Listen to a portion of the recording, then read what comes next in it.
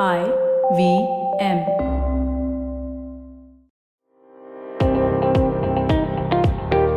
Welcome to All Things Policy, a daily podcast by the Takshashila Institution.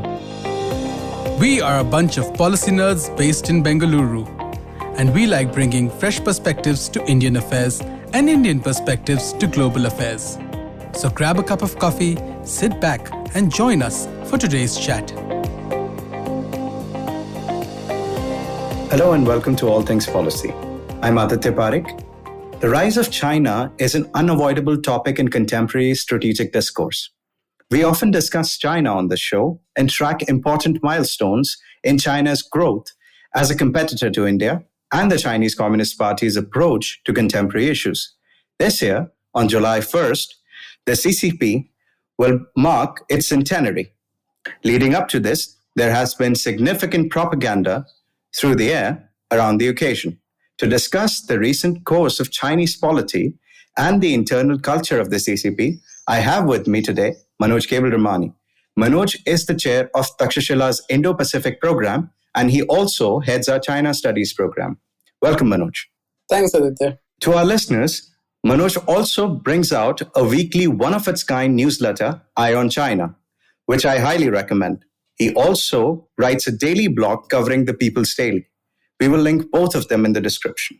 So to start with, firstly, Manoj, let me ask you, what exactly does the most recent propaganda efforts by the CCP entail? What exactly are they focusing on this time around? Hey, so it's really interesting. We were expecting that as the centenary sort of draws close, you will see intensified efforts around the party's successes and the fact that, through the 100 years of the party, what has it achieved? Where did it grow from? Where is it going? And it would be sort of used as a launch pad for the next 100 years. And that's how the party sort of projected itself also. That this is sort of a midway point in some way where we're looking at the next 100 years and the goal in that context. So I think one of the most important things is that when we look at the propaganda around the centenary, the first thing is to understand that this is not just about the party's messaging to the wider world and to itself. It's not just bluffing, and it's not just sort of trying to create a narrative alone. It's also about the party's self-perception. And it tells you a little bit about the priorities of the current people in charge, particularly Xi Jinping.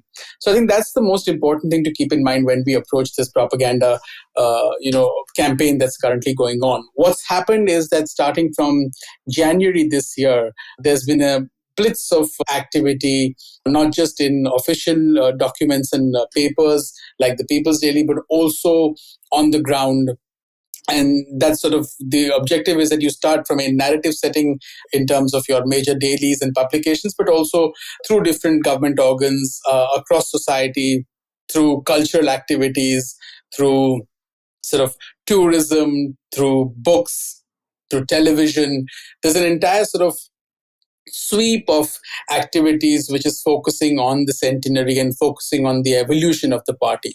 What they are talking about is history. There's obviously a revisionist and jaundiced version of history, which is essentially the party's version of history. And even not that, and even not just the party's version of history, because there is no one party version of history. This is essentially Xi Jinping's version of the party's history, which helps him in furthering his political objectives and what he sees are the strategic objectives of China today. So this is about Xi Jinping's political objectives and his sort of perception of where the party should be going. At the same time, it's also about the role of ideology in modern day China. And that's the kind of reflection that we get through the pieces and through the arguments that we are seeing. And finally, most importantly, and I can't stress this enough, this is about messaging to the 90-odd million cadre of the Communist Party to maintain organizational structure, to maintain line, and to create a uniform perception of what the party stands for and where the party should be heading. And all of that tells you that there is obviously lots of different perspectives that exist within the party. They may not exist at the highest levels today, and there may be far more uniformity at the highest levels because of Xi Jinping's capture of power. But there is obviously very different perceptions, and that's why the leader sort of seeks to impose this sense of self-perception that he's today crafted. And that's how I would sort of look at what the current propaganda campaign is all about. Interesting. So, Manoj, as I understand it, history is a matter of great importance to any authoritarian regime, and the CCP is no different in that sense. So, how does the CCP control the way history is studied and propagated in China today? What is the scenario around the ongoing party history learning and education campaign? What are its goals, and how exactly is it being carried out? So, firstly, to the first question of how is the historical narrative controlled, but it's quite straightforward, right? There's a lot of rewriting. It's not new. It's not something that Xi Jinping has done alone. This is something that, if you go back to sort of, the Chinese dynasties, before even the Communist Party is in the scene anywhere, what you will see is that there's a culture of history writing. There's a culture of maintaining and recording history. But obviously, it's the dynasty which has been victorious, that is writing the history of its predecessors. And so there's that's where sort of you also get this propagation of this idea of Tianxia, the idea that, the mandate of heaven, and the sense that, the previous dynasty collapsed because the mandate of heaven was taken away. So you get these themes which are perpetuated over the course of centuries because history plays a critical role, or at least in terms of how we record history, that plays a critical role. Now, if we come to sort of modern day China, right, under the PRC regime, what you see is that in the late 1980s, once you have these sort of, firstly, if you look at just what the party does with Mao Zedong's history and that particular rule, and that statement that in the early 80s gets passed, that resolution that gets passed, which sort of talks about some errors that were made. And it doesn't sort of acknowledge the full scale of the crisis that was sort of conjured up under Mao Zedong during the Cultural Revolution, but it talks about the fact that there are some errors that were, of course, made. And that's, I think, an important acknowledgement. But it tells you a little bit about how history is useful in present-day politics. Because in the 1980s, early 1980s particularly, Deng Xiaoping was trying to win an ideological battle within the party. And he was fairly successful in doing that, although it was not easy, to carry out economic reforms. And that acknowledgement is a critical component of the party signaling that it's moving in another direction. So that's an example of how history gets controlled and how history gets used. Fast forward about, sort of late 80s, early 90s, and towards 1994, you have this serious patriotic education campaign that begins. And that's again a use of history to be able to pivot China in a different direction, where you're trying to sort of talk to the Chinese people, the Chinese youth, and tell them about the idea of the century of humiliation and that narrative of foreign devils, and essentially the idea that foreigners have abused China, there was colonization, and that was a critical factor in keeping China weak. And the Communist Party's victory is essentially a victory which is a national victory, is a nationalistic victory, as opposed to an ideological party winning, a sort of Marxist party winning. And that sort of, more than emphasizing the class dynamics, this was about nationalism. And that sort of pivot in history and historical narrative takes place around the mid-1990s. Today, what we are seeing is a different pivot that's taking place. So, for example, in a rewriting of books, so we've seen a bunch of new books that are being published right now about China's history. One of them is essentially about Xi Jinping's version of China's history. And those books are becoming textbooks for the party cadre to be able to learn about China's history. So think of yourself as a 20, 21-year-old, 22-year-old, 25-year-old who's born in the, early 1990s, mid-1990s, late 1990s, or even the early 2000s. And you are now a member of the party. The history that you're being told today is Xi Jinping's narrative of China's history, of the party's history. And that's really, really important, because then he's emphasizing certain things and de-emphasizing certain things. So one of the things that we do know is that he's been de-emphasizing the Cultural Revolution and the horrors of that, or the Great Leap Forward, and those sorts of things. To a certain degree, after the sort of liberalization of the 1980s, we had seen some of those things become, there'd be a little bit more conversation on those things, particularly how damaging those were, particularly the Cultural Revolution. Today, you see that conversational space shrinking. So in all of the pieces that I'm reading in Chinese media, particularly official media like the People's Daily, there's barely ever a mention of the Cultural Revolution.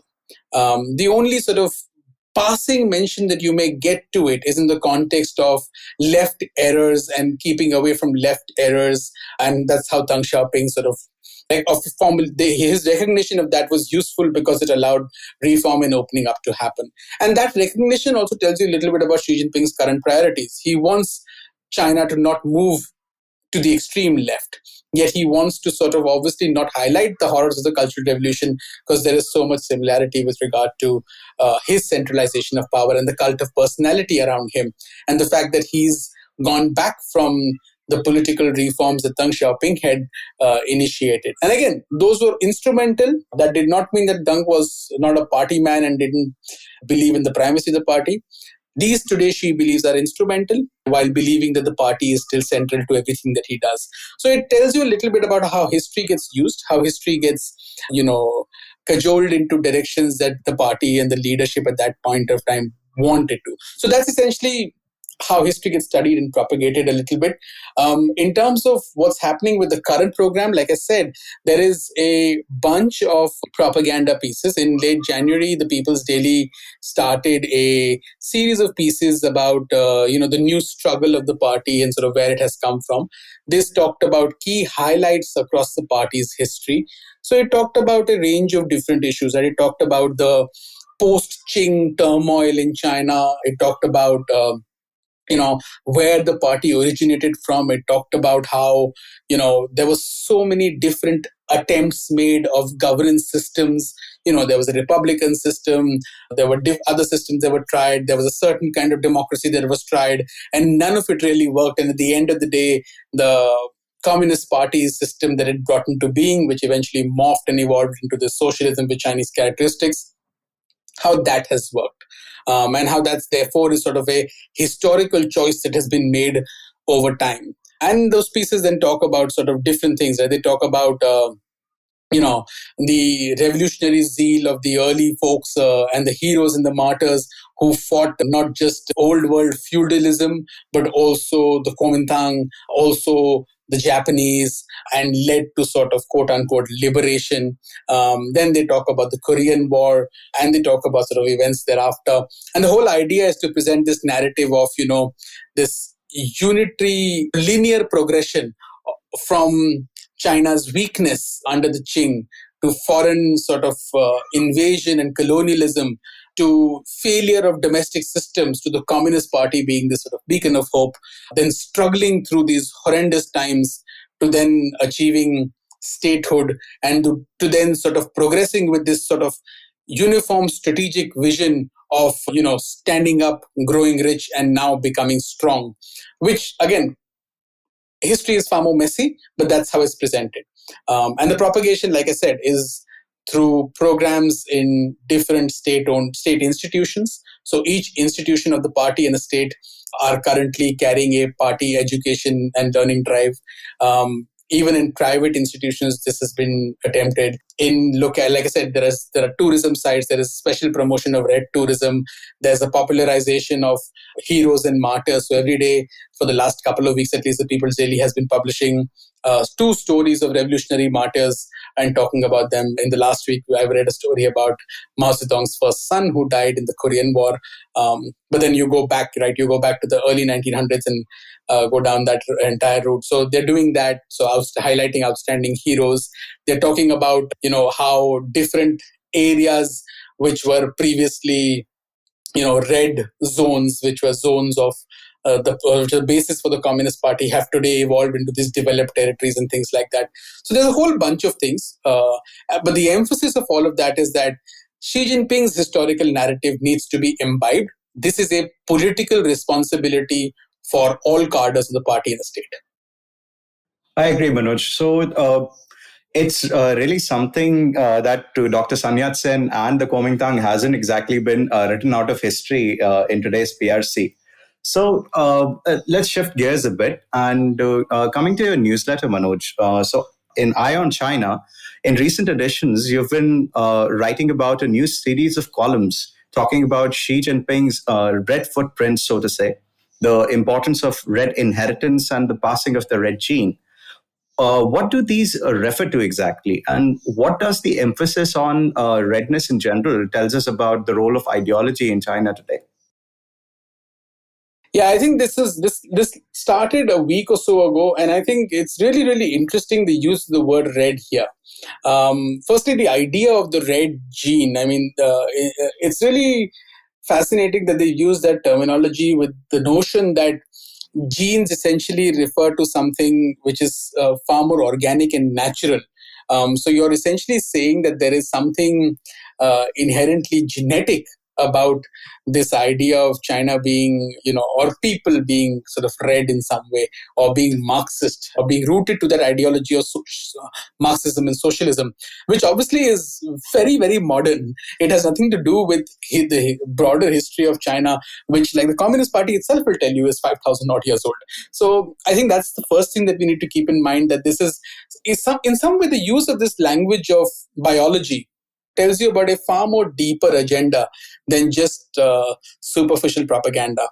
The second thing is that in terms of what the column aims to do, to me it's a fascinating series and it's continuing, and each of them talks about, they draw from Xi Jinping's visit to a particular area at a particular point of time during his tenure. So it may be, say, Xi Jinping's visit to Junyi city in a certain year. And each of the times that Xi Jinping is visiting these areas which are significant in terms of the history of the Communist Party of China, during the time of its struggle against the Kuomintang and subsequently, he's talking about how, we must remember hardships because we suffered through these tremendous hardships. We must remember the fact that none of these victories that we have gained have come very easily. And therefore, we must fully use the memories of these so-called red relics, these red sites, these red revolutionary bases, to be able to galvanize our cadre and our sort of ambition today. So some of them have talked about his visit to, the site of the first party conference, which is in Shanghai. Some of them talk about his visit to Jiangxi, where you had the first where you had that major Jiangxi Soviet. They talk about his visit to Gutian, which is again the site of formation of the Red Army. And, and Xi Jinping was very careful to, and it tells you a little bit about how he has been extremely careful throughout his tenure since 2012, 2013, to be able to go to these places and make sort of pronunciations and make decisions and use them to sort of further his policy agenda. So it tells you a little bit about his own smarts with regard to party history and how to leverage them. But it also tells you that this is somebody who is also quite deeply influenced by the party's history and who believes in the party system. So it's not somebody who's cynically grabbing onto power, but somebody who also has a deep sense of mission. And that's why he's sort of doing what he's doing. It's not just good politics, it's also something that reflects in his own sense of self-perception with regard to his ambition, with regard to the role of the party and the centrality of the party across sort of for Chinese society and China's development. Apart from that, it also tells you a little bit about, each of these stories talks about the development in these old revolutionary areas, sort of these revolutionary hotbeds. And each of them essentially focus on, how life has become better, livelihood has become better, incomes have risen, the roads are better, facilities are better, and yet people over there are they continue to remember those events of the past. Those memories get passed down from within families, which is where the red inheritance bit comes across, where, different families of old revolutionary people sort of have kept that memory alive. They've propagated that. In some of these, you'll get, the memorial halls or the, cemeteries which have been built for soldiers. You'll have people who are manning these places talking about the impact of keeping these memories alive and telling these stories to tourists. You have data on how many tourists are coming in visiting these places. And that sort of gets classified under red tourism and how that red tourism industry has been developed. So it tells you a little bit about Xi Jinping's priorities, right? He's looking at economic development. He's looking at livelihood issues, which are critical. He's connecting them to ideology, saying that, look, hardships were experienced by these people also, and they laid their lives, and we've experienced hardships, but today we are in a much better position. But even to go further, there will be hardships. So don't sort of believe that we've reached a point where life will be so easy so that we won't have difficulties. And sometimes these connect to sort of broader external environment issues also. For example, the issue with the sort of competition with the United States that they are dealing with. So to me, these are all sort of interesting snippets. If you look at them together, they tell us that, look, Xi Jinping personally has has sort of strengthened his position as the core of the party, and there is this cult around his personality, which, like I said, there's cynical sort of politics in it, there's smart politics in it, there's cynical power grabbing in it, but there's also a sense of mission and ambition and an understanding of the role of the party. At times, some of these pieces try to draw these clear lines of connection between Xi Jinping and Mao, which to me are sort of really fascinating. There's also an attempt to sort of talk about what is the role of ideology. And that's where the idea of, look, if you look at what is ideology, it's essentially looking at your perspective on the world and how you look at the world and how that then informs your actions. And what this tells you is that the concept of struggle, the concept of hardship, the concept of sacrifice and the rest of it for broader community purposes is something that Xi Jinping wants to continue to emphasize. So it tells you about that as an ideological prism that he wants to continue to perpetuate, along with the fact that the centrality of the party as a key sort of ideological factor that he wants to continue to propagate, along with the idea that socialism is relevant to China and has been the savior of China. That's what you want to continue to propagate. So it tells you a little bit about these governance priorities, these ideological priorities, and that's what's fascinating about these pieces. That's interesting, Manoj. So for my final question, let me ask you. So in your opinion, what would be the long-term implications of this return to a cult of personality system in India, vis-a-vis historical revisionism narratives and the emphasis on the proverbial redness? So I think, firstly, let me just sort of point out the sort of Freudian slip, cult of personality in China and not India, although I can see why one would say that. But the idea that, there is this cult of personality and this return to ideology, which is more party-centric, and the sort of expansion of the party's role across all sort of sectors of society. Xi Jinping has said that in 2017 when he said that the party must reign supreme east, west, north, south, and he's gone about and done that. What it tells you is that this system is going to be really difficult to sustain this over a long period of time. In the short run, it tells you that Xi Jinping is in command, he is in control, he is trying to direct lower level cadres, and lower level government departments and operatives. He's trying to make sure that his policy priorities are met, and these people deliver according to his desires. So it reflects that anxiety also, and the desire to try and wield that control, which is not easy. Any system, it's going to be really difficult, however powerful you are as a top leader, to be able to manage such a large country and people at grassroots levels. And there will be sort of interests and vested interests and so on and so forth. And these campaigns are in an effort to try and get those folks in line. So it tells you about that anxiety also, but it also tells you about the fact that there is greater control and there is greater sort of centralization that's taken place than in the past. So that's one thing. Can that sustain once Xi Jinping is out of power? I don't think he's going to resign and leave next year at the 20th Party Congress. But we will see some sort of changes taking place 5, 7, 8 years down the road, if not in 2022. And what those changes are, what they will mean for China, is something that we need to look at. And that's why I say that this is unsustainable in the long run. However powerful Mao was, or however powerful any authoritarian leader is, transition of power will become all the more tricky. And that's history has told us that, right? It becomes all the more tricky. And at each point of time when an authoritarian leader appoints or anoints a successor, it also creates its own sort of internal dynamics, right, of stability. And I think that's sort of challenge. And under Mao, we saw that there were a couple of successors that Mao had, who eventually got purged. Lin Biao unfortunately died in a plane crash. So it's not that straightforward. And particularly when you centralize and you create a cult of personality, as time passes and as the leader ages, or as the leader comes to the point where he is exiting the scene, there's likely to be much more chaos. Now, in an ideologically charged party, how does that chaos play out? We have to see. What the past tells us that it's not going to be pretty. So that's the challenge for him down the road. At present, I believe what we are seeing in the last 6-8 months tells us that he's not going to go away anytime soon, and he's not going to go away next year at the 20th Party Congress. But again, remains to be seen whether he adopts some sort of a Deng Xiaoping-like profile. I really doubt that he will. It seems like he doesn't seem like he's cut from that cloth. So it's going to be really, really interesting to see. But to me, the next 5 years will bring growth for China, but they will also bring this sort of instability as Xi begins to age and as politics begins to change. And that's what this current campaign sort of tells me.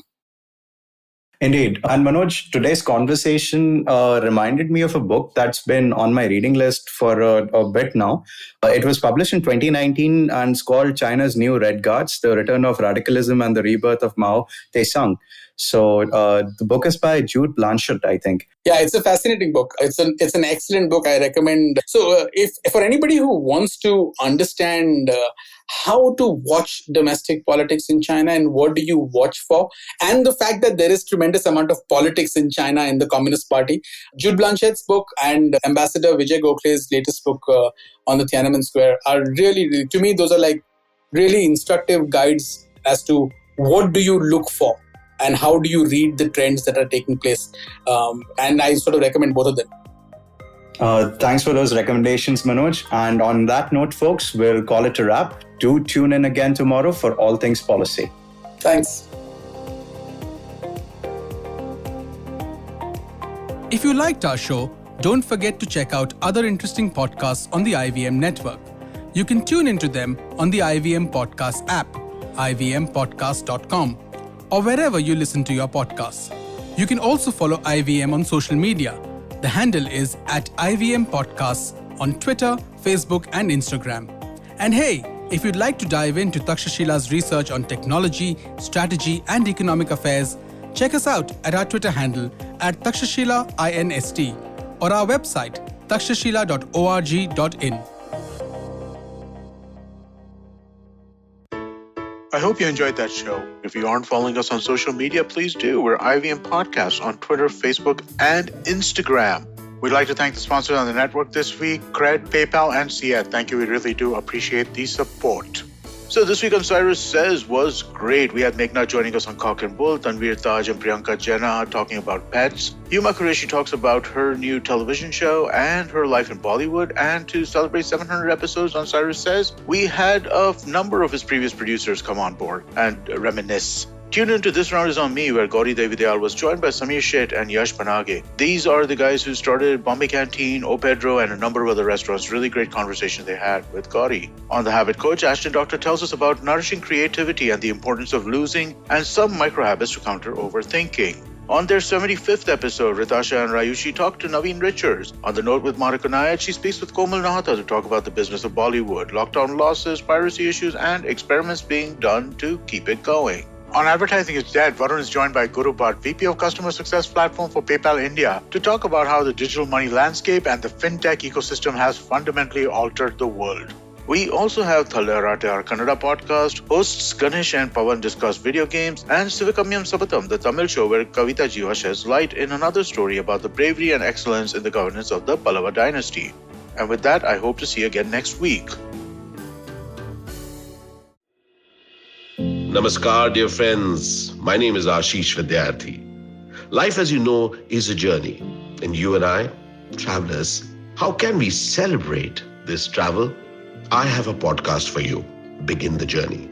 I share stories and moments from my life.